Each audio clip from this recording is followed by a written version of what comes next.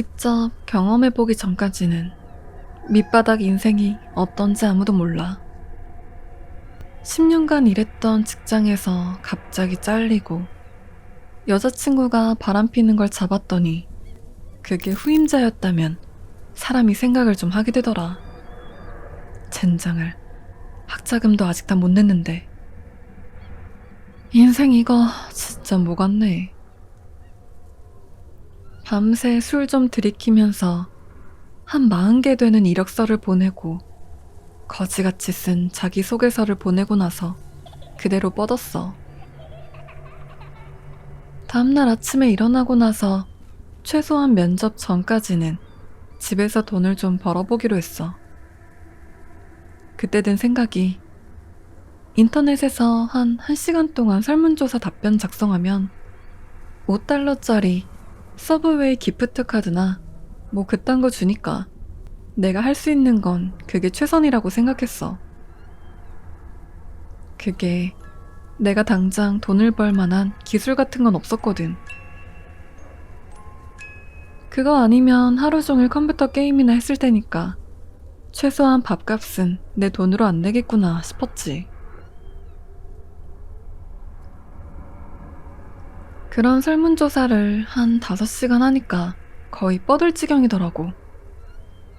예상했던 것보다 더 힘들었어. 그렇게 한 5시간 하니까 현금이랑 기프트 카드로 $45 정도 벌었어. 시간당 $9 꼴이지. 전에도 이거보다 그렇게 많이 벌진 않았어. 이제 노트북 접고 하루 일을 끝내고 술집에 가서 우울함을 삼켜보자 싶었던 순간 그게 내 눈에 들어왔어. 그렇게 눈에 띌 만한 게 아니었는데 근데 무슨 이유에선지 눈에 들어왔어. 내가 접속하고 있던 사이트 아래 구석에 작은 광고 하나가. 그 단순함에 내가 끌렸는지도 몰라. 완전히 하얀 배경에 구린 폰트로 설문조사를 하시면 현금을 드립니다 라고 써있었어. 최소한 하려는 말이 명확하기는 하더라고. 하나 더 한다고 뭐 어떻게 되겠어 라고 생각했지. 나가기 전에 술 마실 돈 좀 더 긁어 모으는 게 낫겠다 싶었어. 다시 앉아서 그 그림 링크를 클릭하고 이제 다시 한번 질문을 헤쳐나갈 준비를 했어. 처음 몇몇 질문은 간단했지.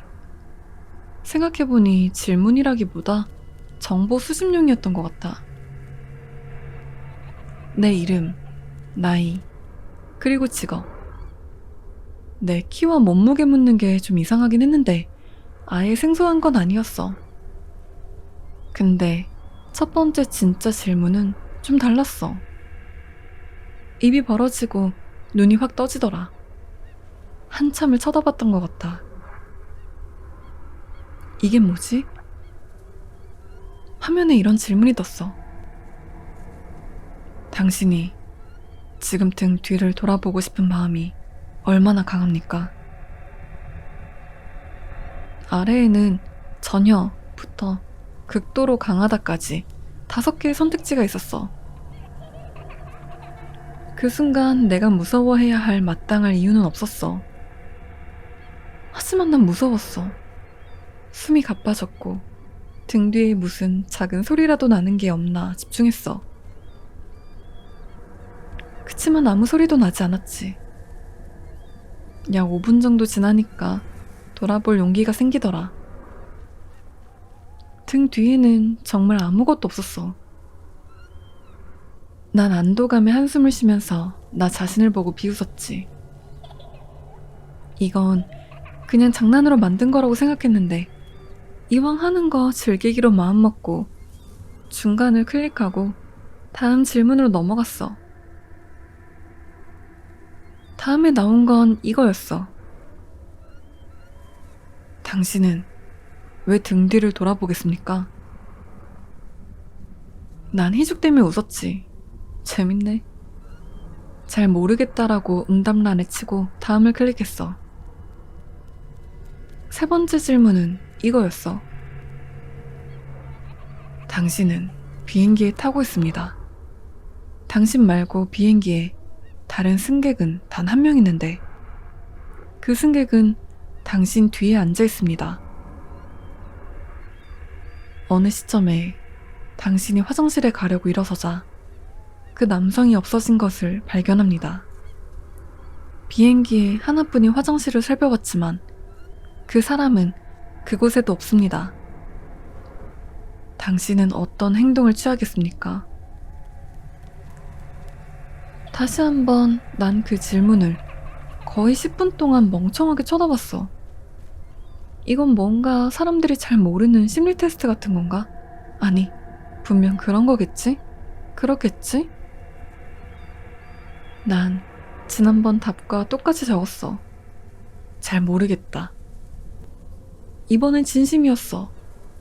알 수가 없었어. 이딴 질문에 무슨 대답을 해야 하는 거지? 이제 이 설문에 정신이 팔린 채로 다음으로 넘어갔어. 네 번째 질문은 당신은 잠에서 깨자 처음 보는 숲속에 있다는 것을 발견했습니다.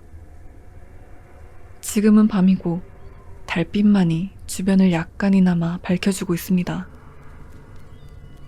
약 10m 떨어진 곳에 작고 희미하게 불이 켜져 있는 오두막이 하나 있습니다.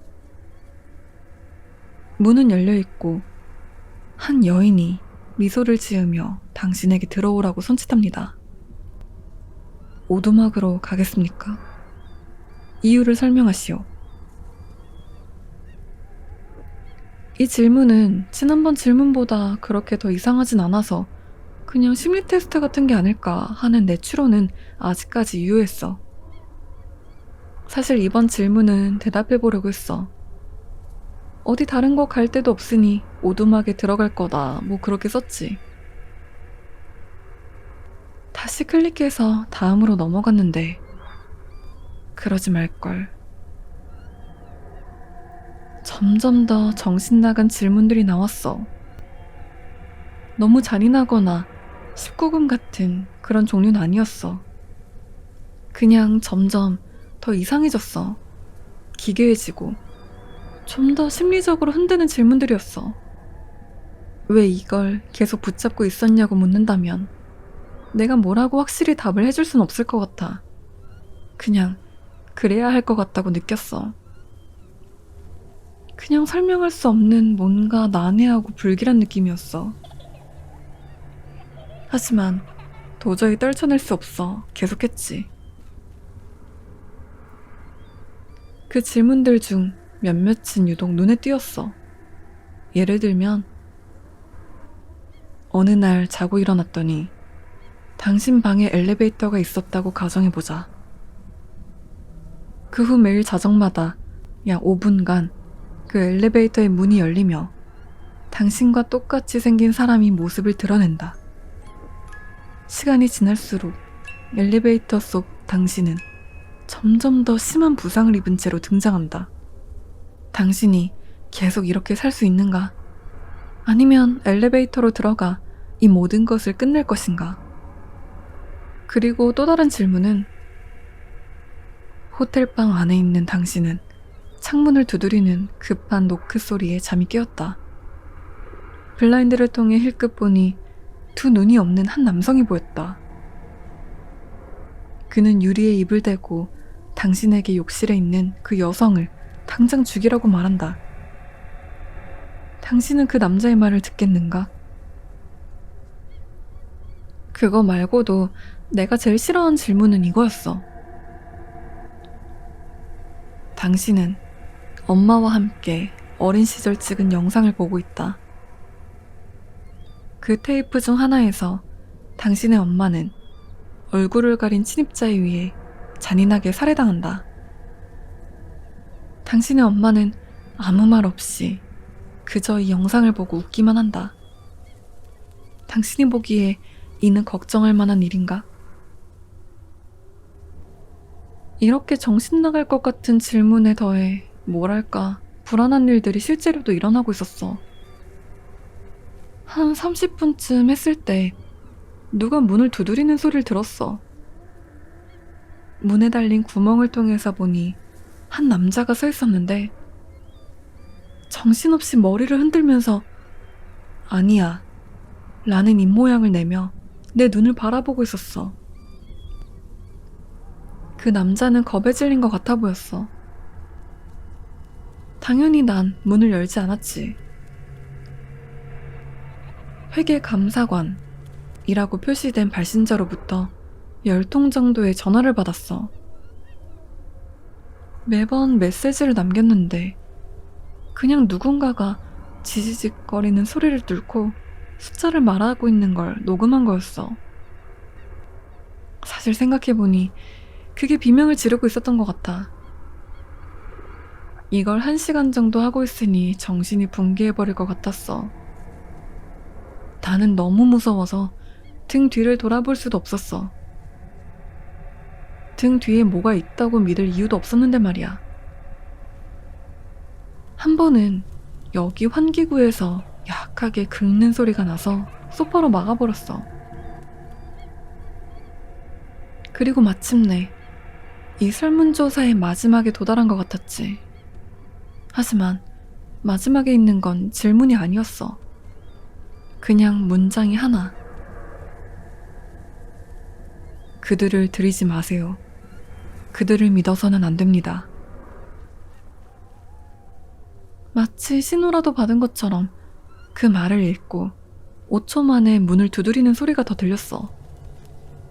최대한 느리게, 그리고 조용히 다시 문에 있는 구멍을 통해서 밖을 봤어. 밖에는 다른 사람이 서 있었어. 이번엔 여자였고 20대 중반처럼 보였지. 그 여자는 두꺼운 블레이저를 입고 있었어. 바깥 온도가 33도는 될 텐데 말이야. 또 여자는 선글라스를 쓰고 있어서 어디를 쳐다보고 있는지 알 수가 없었어. 그러자 그 여자는 종이 한 장을 주머니에서 꺼내 문 아래로 흘려 넣었어. 고개를 숙여 그 종이를 보자 이렇게 써 있었어. 거짓말이에요. 당장 아파트를 떠나요. 지금 그 뒤로 30분 정도가 흘렀어. 난 이제 컴퓨터 화면도 밖에 있는 여자도 볼 엄두가 안 나. 그 여자는 아직 밖에 있어. 문 밑으로 여자 다리의 그림자가 보여. 또 몇 분 전에 내 침실 창문이 열리는 소리가 들렸어. 그래서 그 뒤로 침실 문을 위자로 막아놨지. 근데 지금 그 문 뒤에서 뭔가 일그러진 중얼거림이 새어나오는 게 들려. 인생 밑바닥이라고 생각했던 게 그렇게 나쁜 건 아니었나 봐. 근데 내가 여기서 대체 뭘 어떻게 해야 돼?